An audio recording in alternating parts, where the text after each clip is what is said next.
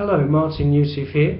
Tonight I'm talking about lapis lazuli, which is a form of crystal. It's more like a stone than a crystal. As far as I know, it's mined in South America.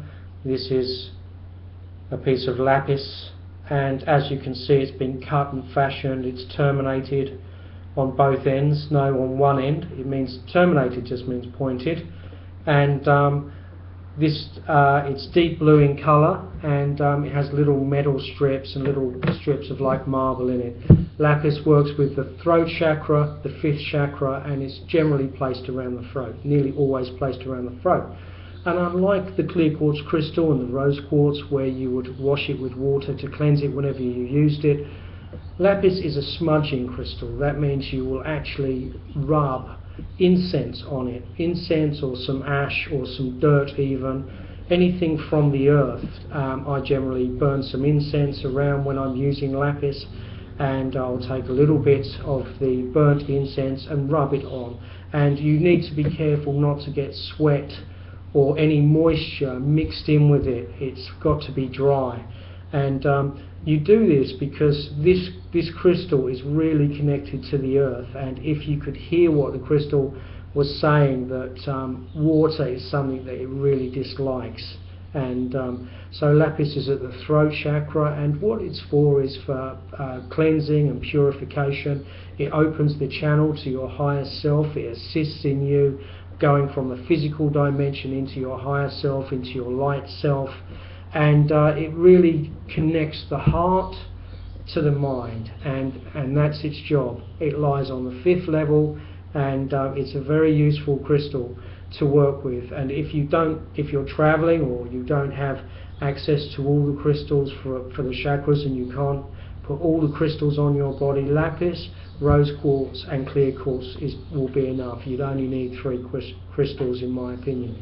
When you expand your heart, you can also put some lapis on your throat, and this will help the breathing, and breathing in light in the heart. Lapis helps that situation. Lapis is also a communicator, and it helps you to communicate with beings in the etheric realm. The etheric realm is just another word for the spirit realm. It helps the communication. If you're looking for spirits to guide you, or for energies to guide you, lapis will help with that process. That's really what it's there for. Lapis, as far as I know, is mainly mined in South America. South America is very etheric, which also means spirit. It's very dreamy, and it's not surprising that a lot of these crystals turn up from South America. Most of the crystals that we get in the stores today come from South America. So lapis is a good crystal to have, indispensable in your armoury, and as I say, operates with the throat chakra.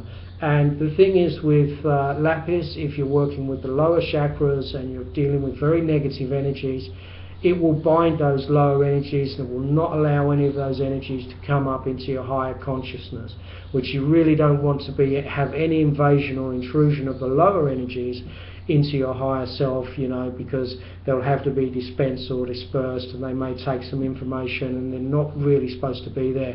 So lapis is a kind of guardian of the fifth realm. Straight is the gate and narrow is the path that Jesus was talking about in the Bible. He's talking about the gateways, the etheric realm, and that's what lapis is. It gives access to the higher self through this narrow gate. And going into the etheric plane, if you're dealing with entities or the removal of entities, lapis is a very good crystal to have on board and to have in your armoury. So just a little bit of information about lapis. If you need to know any more information, please feel free to join me on my website or ask me any questions. I will be happy to answer them. Martin Yusuf, www.com. Thank you. Have a good evening.